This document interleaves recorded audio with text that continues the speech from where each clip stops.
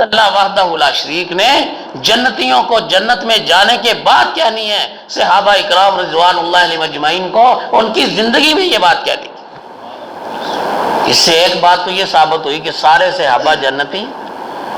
کیونکہ ان کو وہ پیغام مل گیا جو لوگوں کو جنت میں جانے کے بعد ملا۔ میں اس بات کو مثال سے واضح کروں گا۔ یہ دنیا میں نظام نہیں ہے کہ کوئی انسان امتحان میں بیٹھے بغیر اور امتحان دیے بغیر کسی بھی تعلیمی ادارے سے، سکول سے، کالج سے، یونیورسٹی سے، مدرسے سے سند فراغت پہلے ہی حاصل کر،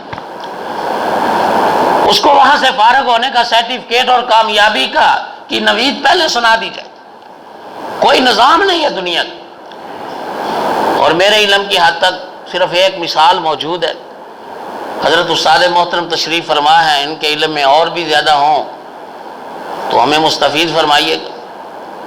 صرف ایک مثال کہ شہید اسلام حضرت علامہ احسان علی ظہیر رحمۃ اللہ علیہ جب مدینہ یونیورسٹی میں پڑھتے تھے تو وہاں عرب کے لوگوں کو یہ قادیانیت کے بارے میں، مرزائیوں کے بارے میں کوئی معلومات نہیں تھی۔ ایک تو یہ فتنہ نیا تھا، دوسرا یہ فتنہ بر صغیر کا تھا، عرب ممالک کا یا عالمی سطح پر تو نہیں تھا۔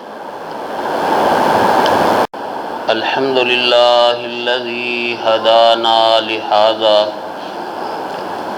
وما كنا لنهتدي لولا ان هدانا الله رب اشرح لي صدري ويسر لي امري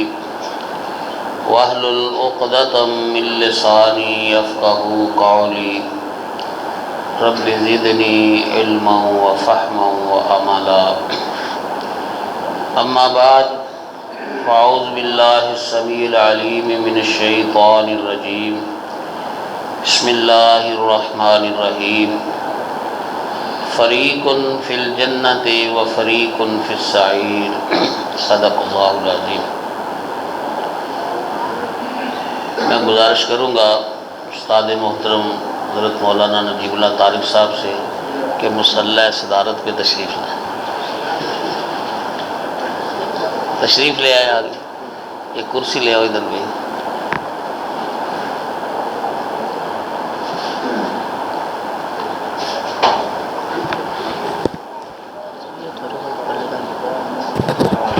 السلام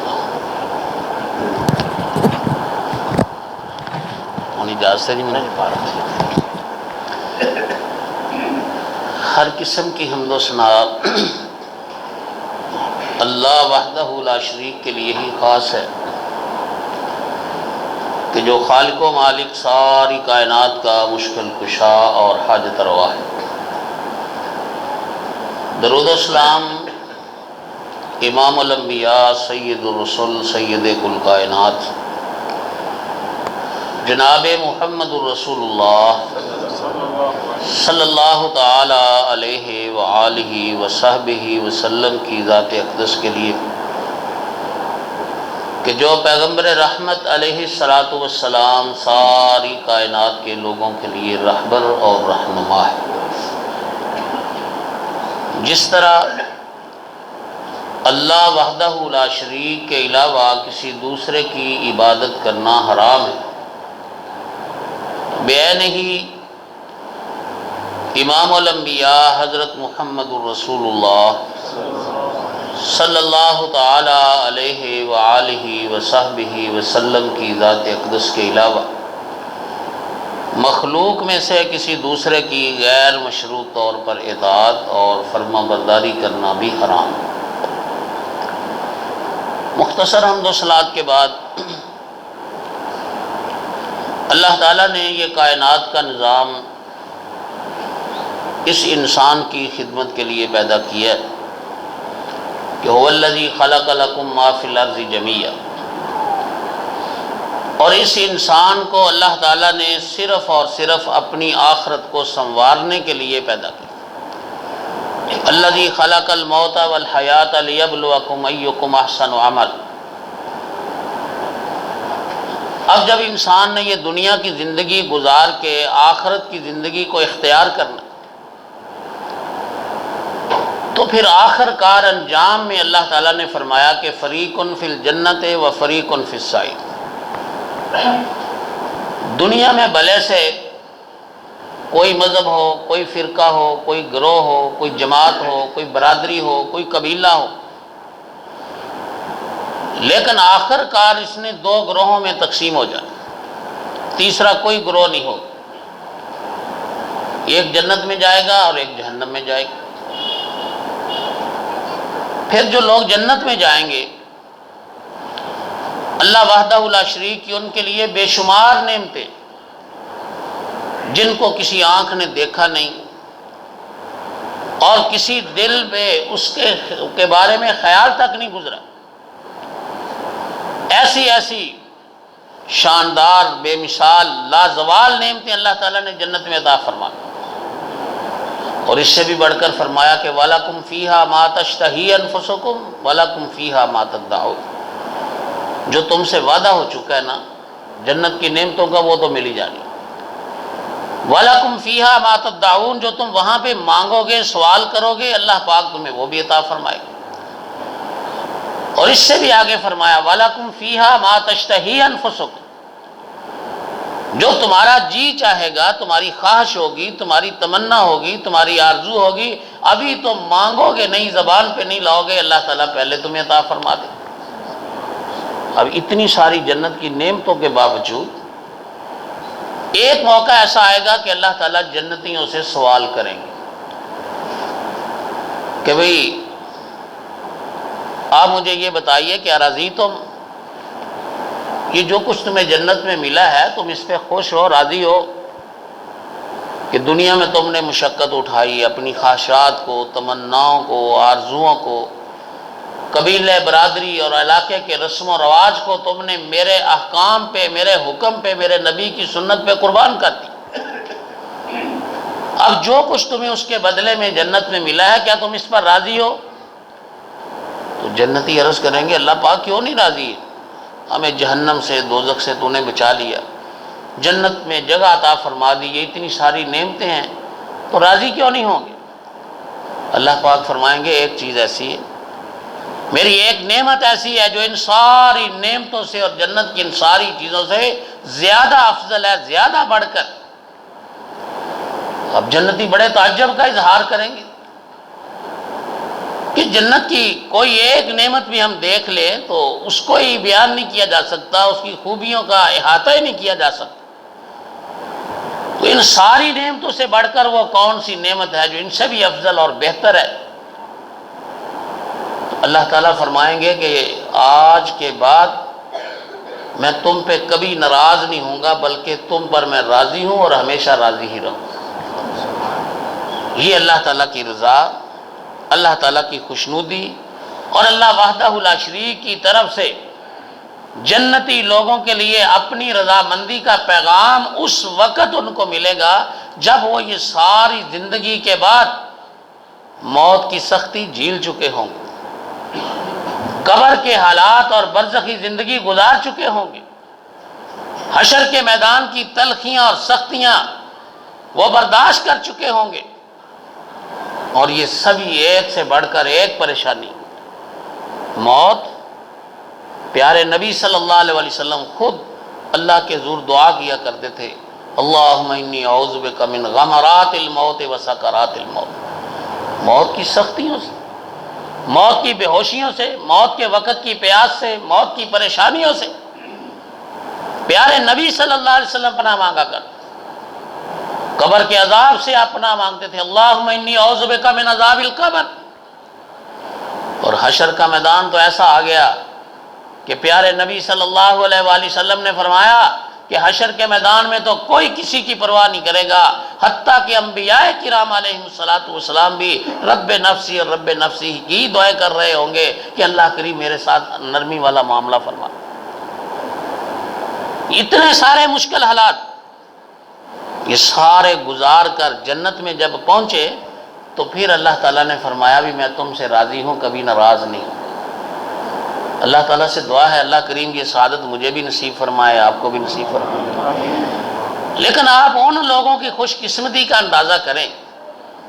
آپ ان لوگوں کی عزت، عظمت، شان، وقار، رفعت اور بلندی کا تصور کریں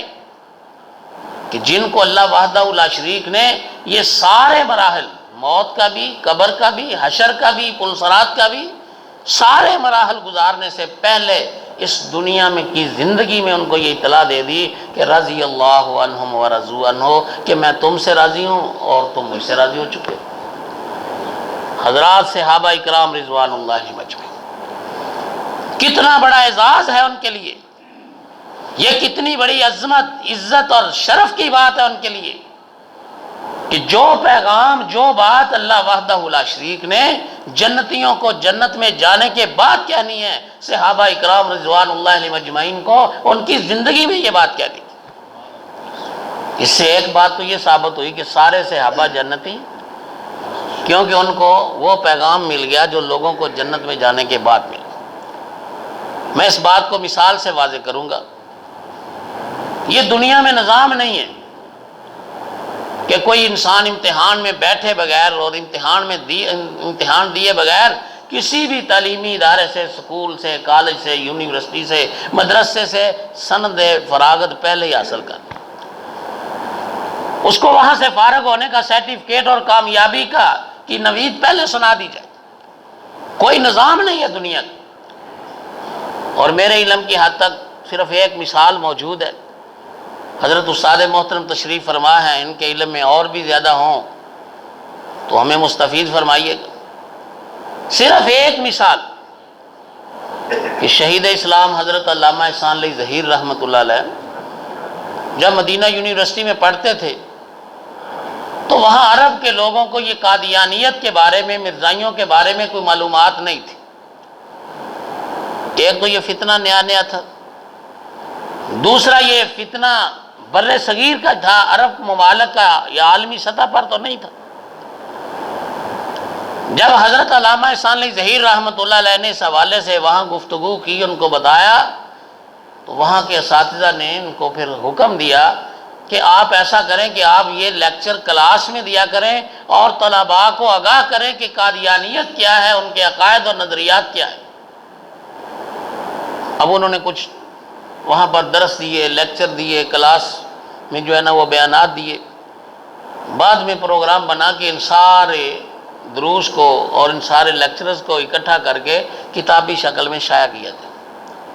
کتاب تیار ہو گئی۔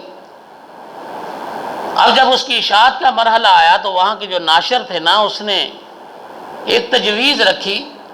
کہ اگر اس کتاب پر یہ لکھا ہوگا نا کہ یہ یونیورسٹی کا طالب علم ہے اور اس نے یہ کتاب لکھی ہے تو اس کتاب کی اتنی زیادہ اہمیت نہیں ہوگی۔ اگر اس پر فاضل مدینہ یونیورسٹی لکھ دیا جائے نا کہ یہ یونیورسٹی سے فارغ اور فاضل آدمی نے یہ کتاب لکھی ہے تو اس کی اہمیت زیادہ ہو جائے گی۔ یہ ایک فطری چیز ہے۔ انسان بعض اوقات نام سے مرعوب ہو جاتا ہے، بعض اوقات کسی انسان کی شخصیت اور وضاقتہ سے معروب ہو جاتا ہے۔ ہم مارکیٹ میں چلے جائیں، ہوٹلوں کے والے سے بھی یہی صورتحال ہے، اور تجارت کے جو مراکز ہیں ان کے بارے میں بھی یہی صورت ہے۔ ہم بڑی دکان دیکھ کے، بڑا کوئی ان کا جو ہے نا وہ شان و شوکت دیکھ کے وہاں پر زیادہ قیمت دینے کے لیے بھی انسان تیار ہو جاتا ہے۔ اب حضرت علامہ احسان علی ظہیر رحمۃ اللہ علیہ نے یہ تجویز اس وقت یونیورسٹی کے چانسلر تھے شیخ عبدالعزیز بن باز رحمۃ اللہ علیہ، ان کے سامنے رکھی کہ یہ ناشر کا مشورہ ہے۔ تو انہوں نے فرمایا کوئی حرج نہیں، آپ لکھ لیں۔ اب ابھی حضرت علامہ صاحب وہاں تعلیم حاصل کر رہے ہیں، فارغ نہیں ہوئے، مگر ادارے کے سربراہ نے یہ اجازت دے دی کہ آپ اس پر لکھ دیں فاضل مدینہ یونیورسٹی۔ اب وہ مسئلہ تو حل ہو گیا۔ حضرت علامہ شہید رحمۃ اللہ علیہ فرماتے ہیں میں نے عرض کیا کہ استاد محترم آپ نے مجھے اجازت تو دے دی، لیکن اگر میں امتحان میں فیل ہو گیا تو پھر کیا ہوگا؟ تو اس وقت مفتی اعظم سعودی عرب شیخ ابن باز رحمۃ اللہ علیہ نے یہ بات کہی تھی کہ اگر احسان علی ظہیر ہمارے یونیورسٹی کے امتحان میں فیل ہو گیا تو ہم یونیورسٹی بند کر دیں۔ یہ ایک مثال ہے ہمارے سامنے۔ نظام یہ بھی نہیں، قانون اور ضابطہ یہ بھی نہیں، لیکن یہ کتنا بڑا اعزاز ہے کہ علامہ شہید رحمۃ اللہ علیہ زندگی بھر اس کو لوگوں کے سامنے دہراتے رہے اور بتاتے رہے۔ تو ان لوگوں کی عظمت کا کیا کہنا ہے جن کو اللہ تعالیٰ دنیا میں وہ پیغام دے رہا ہے جو جنتیوں کو جنت میں پہنچنے کے بعد دینا ہے کہ رضی اللہ عنہ ورضوا عنہ، یہ ان کے لیے کتنا بڑا مقام اور کتنی بڑی سعادت۔ اب اس وقت تو جبریل علیہ السلام آتے تھے، وحی آتی تھی، صحابہ کرام کے بارے میں یہ پیغام آ گیا۔ مجھے اور آپ کو کوئی معلوم نہیں ہے ہم میں سے کس کو یہ اللہ تعالیٰ خوشخبری دے گا اور کون محروم ہو جائے گا۔ ہم سارے امید بھی رکھتے ہیں، ہم اللہ تعالیٰ سے دعا بھی کرتے کہ اللہ کریم نے فرمایا کہ انا عند ظن عبدی بھی، میں اپنے بندے کے گمان کے قریب ہوں، جیسا میرا بندہ میرے بارے میں گمان کرتا ہے میں ویسا ہی اس کے ساتھ سلوک کروں گا۔ ہم اللہ سے یہ امید رکھتے ہیں، گمان رکھتے ہیں، دعا کرتے ہیں اللہ پاک ہمیں ان خوش نصیبوں میں شامل فرما دے جن کو جنت میں جانے کے بعد اللہ تعالیٰ نے جنت میں رضامندی کی خوشخبری سنائی۔ لیکن ذرا سوچنے کی بات ہے کہ صحابہ کرام رضوان اللہ علیہم اجمعین کو کس بنیاد پہ اللہ تعالیٰ نے یہ پیغام دیا، کس وجہ سے ان کو دنیا میں اس بات کی بشارت ملی، تاکہ ہم وہ عمل کریں، ہم وہ کام کریں، ہم صحابہ اکرام رضوان اللہ علیہم اجمعین کے اس طور طریقے اور سیرت کو اپنائیں۔ پھر ہم اللہ سے امید رکھ سکتے ہیں نا، پھر ہم اللہ سے گمان رکھ سکتے ہیں کہ اللہ کریم ہمیں ان خوش نصیبوں میں شامل کر دے جن کے لیے اللہ تعالیٰ نے اپنی رضامندی کا اعلان کرنا۔ صحابہ اکرام رضوان اللہ علیہم اجمعین کے عقیدے کی پختگی، ان کے منہج کی،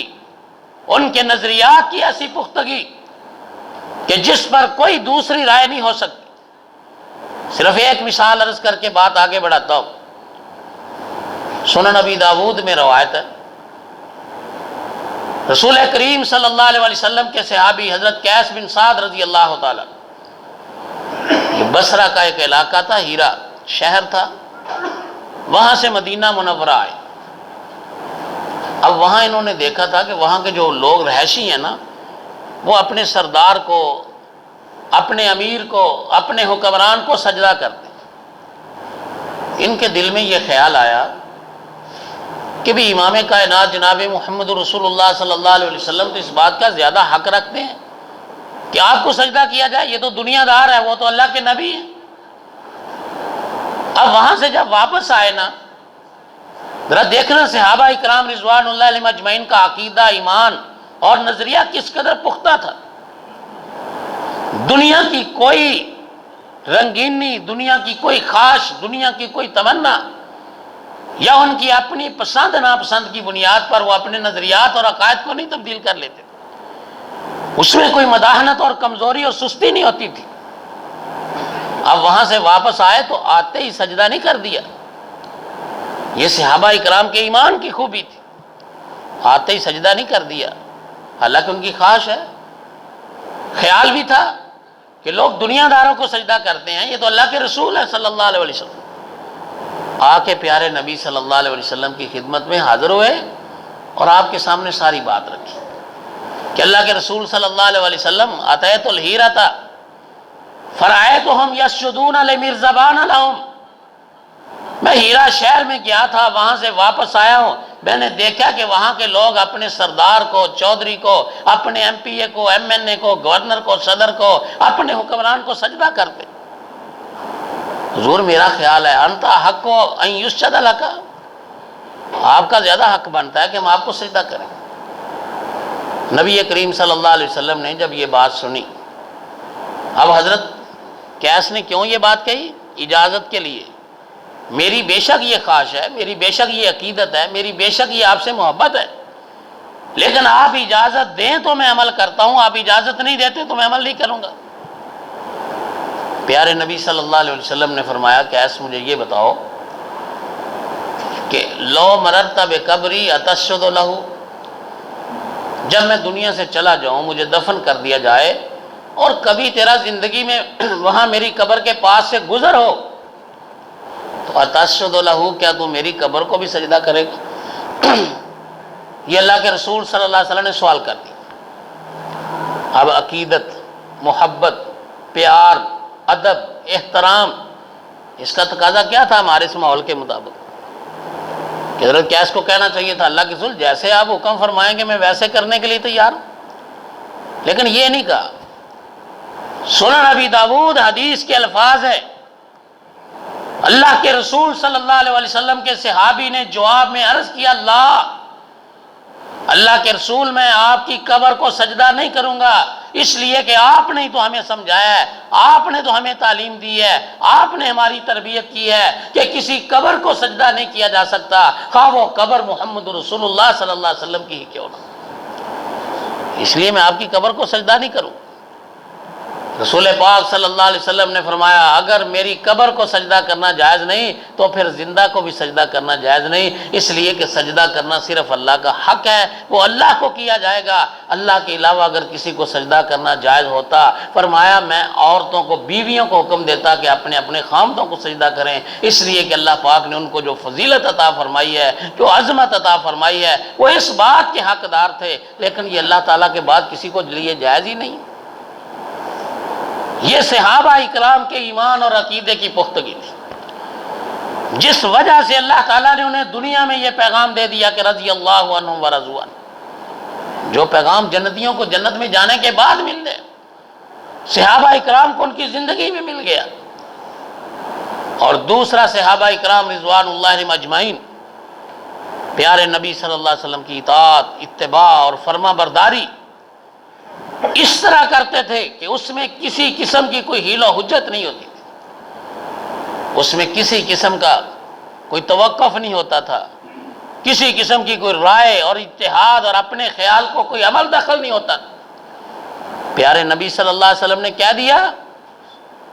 پھر وہ سود و زیاں اور نفع نقصان کا بیٹھ کر ضرب تقسیم نہیں کرتے تھے کہ مان لیں کہ فائدہ ہوگا یا نہیں مانیں گے تو نقصان کیا ہوگا، پھر وہ مان لیتے تھے، عمل کرتے تھے کہ اللہ کے رسول صلی اللہ علیہ وسلم کا فرمان۔ شیخ محترم تشریف فرما ہے، بہت ساری احادیث میں ایسی مثالیں موجود ہیں، سیرت کی کتب بڑی پڑھی ہیں صحابہ اکرام رضوان اللہ علیہم اجمعین کے ایسے جذبوں سے۔ صرف 2-3 مثالوں سے میں اپنی بات کو واضح کر دوں۔ رسول پاک صلی اللہ علیہ وسلم خطبہ ارشاد فرما رہے ہیں، یہ بھی سنن ابی داؤد کی روایت، آپ صلی اللہ علیہ وسلم نے خطبہ ارشاد فرما رہے ہیں، دیکھا کچھ لوگ چل پھر رہے، آپ نے حکم ارشاد فرمایا اجلسو، بیٹھ جاؤ۔ اب جہاں صحابہ اکرام رضوان اللہ علیہم اجمعین نے آپ کی آواز کو سنا تو وہی بیٹھ گئے۔ حضرت عبداللہ بن مسعود رضی اللہ تعالیٰ عنہ یہ آ رہے ہیں اور ابھی مسجد کے دروازے میں تھے کہ نبی کریم صلی اللہ علیہ وسلم کی یہ آواز آپ کے کانوں میں ٹکرائی کہ اجلسو، بیٹھ جاؤ، وہی دروازے پر ہی بیٹھ گئے۔ پیارے نبی صلی اللہ علیہ وسلم نے دیکھا تو آپ نے فرمایا، بھی عبداللہ میں تو ان لوگوں کو کہہ رہا تھا یہ جو مسجد کے اندر ہیں اور حال میں ہیں، تو آپ تو ابھی آ رہے تھے، رستے میں تھے، تو آپ دروازے پر کیوں بیٹھ گئے، آپ آگے آ جاؤ۔ یعنی انہوں نے اپنا کوئی اجتہاد نہیں کیا، کوئی خیال نہیں کیا کہ بھی یہ کس کے لیے ہے، اب مجھے ماننا چاہیے نہیں ماننا چاہیے۔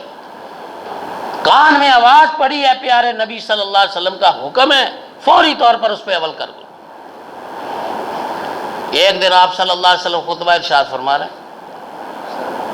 نبی کریم علیہ السلام کے زمانہ مبارک میں خواتین مسجد میں آتی تھی، نماز پڑھتی تھی اور 5 نمازیں مسجد میں باجماعت ادا کرتی تھی۔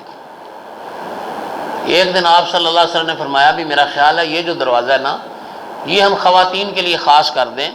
کہ اس دروازے سے مرد حضرات نہیں آئیں، تاکہ خواتین ایک سائیڈ پہ آئے اور وہاں پہ نماز پڑھے اور ان کا مردوں کے ساتھ جو ہے نا وہ میل جول اور اختلاط نہ ہو، اسی دروازے سے آئیں، اسی دروازے سے واپس چلے جائیں۔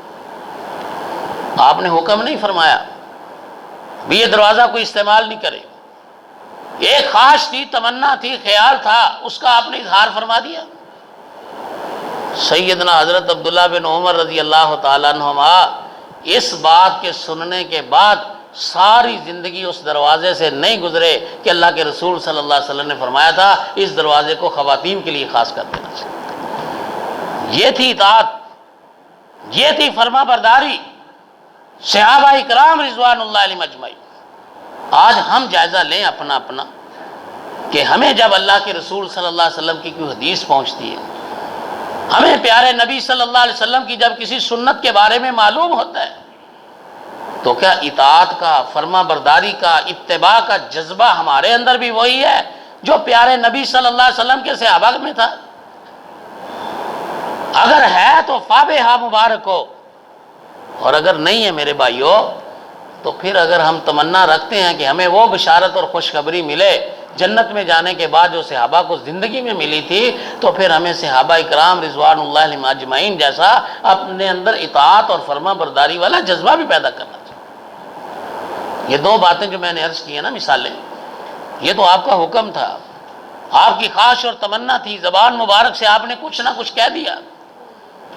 صحابہ اکرام رضوان اللہ علیہم اجمعین تو اس طرح اطاعت اور فرما برداری کا جذبہ رکھتے تھے کہ وہ پیارے نبی صلی اللہ علیہ وسلم کے کچھ کہنے کا انتظار بھی نہیں کرتے تھے، آپ صلی اللہ علیہ وسلم کو دیکھ لیا عمل کرتے ہوئے فوری طور پر اس پر عمل کر دیا۔ مشہور حدیث ہے، سنن نسائی میں بھی ہے، ابو داود میں بھی ہے، پیارے نبی صلی اللہ علیہ وسلم نماز پڑھ رہے ہیں، صحابہ اکرام پیچھے صفیں بنائے ہوئے جماعت ہو رہی، اللہ کے رسول صلی اللہ علیہ وسلم نے دوران نماز اپنے پاؤں میں پہنے ہوئے جوتے اتار دیے، صحابہ اکرام رضوان اللہ علیہم اجمعین نے بھی جوتے اتار دیے۔ اب کسی نے یہ تک خیال نہیں کیا کہ نماز سے فارغ ہوتے ہیں پھر اللہ کے رسول صلی اللہ علیہ وسلم سے پوچھ لیں گے بھی نماز میں جوتا پہننا چاہیے یا نہیں پہننا چاہیے، یا پہلا کوئی حکم تبدیل ہو گیا ہے، شریعت کا کوئی مسئلہ بدل گیا ہے۔ انتظار نہیں کیا، امام کائنات علیہ الصلوۃ والسلام نے اپنا جوتا اتارا، صحابہ اکرام رضوان اللہ علیہم اجمعین نے بھی جوتے اتار دیے۔ جب نماز سے فارغ ہوئے، نماز مکمل ہو گئی، امام کائنات علیہ الصلوۃ والسلام نے فرمایا میرے صحابہ کہ ما حملکم علی خلع نعالکم، یہ تم نے نماز میں جوتے کیوں اتار دیے؟ عرض کی اللہ کے رسول صلی اللہ علیہ وسلم،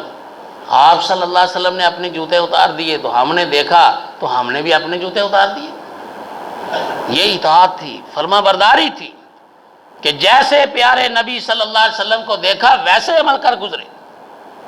آپ صلی اللہ علیہ وسلم نے فرمایا بھی اصل بات یہ تھی کہ میں نماز پڑھنے کے لیے آیا تو مجھے معلوم نہیں تھا کہ رستے میں میرے جوتے کو نجاست لگ گئی اور خراب ہو گیا، میں نے آ کے نماز شروع کر دی، ابھی جبریل علیہ السلام نے آ کے مجھے بتایا آپ کا جوتا صاف نہیں ہے اس لیے میں نے اتار دیا، آپ کو تو اتارنے کی کوئی ضرورت نہیں تھی۔